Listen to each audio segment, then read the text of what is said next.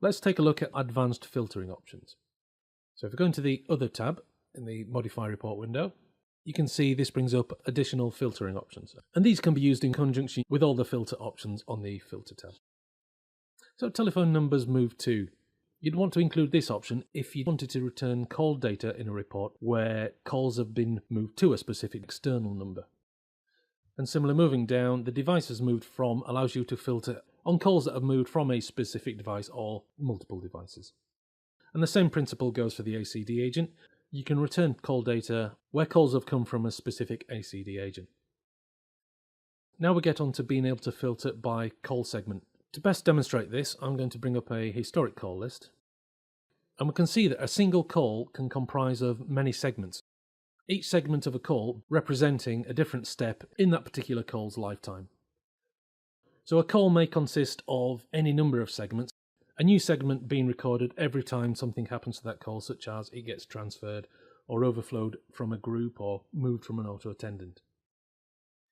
So what we're able to do is filter on a specific segment.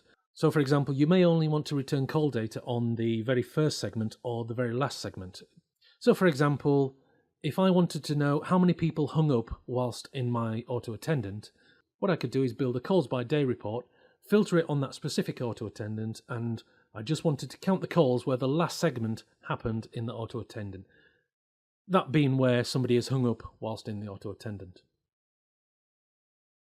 Then moving down, can also filter segments on a more detailed basis. So not only can we report and filter on which segment, we can also filter on the start reason for that segment. So just show me segments where calls overflowed or got diverted.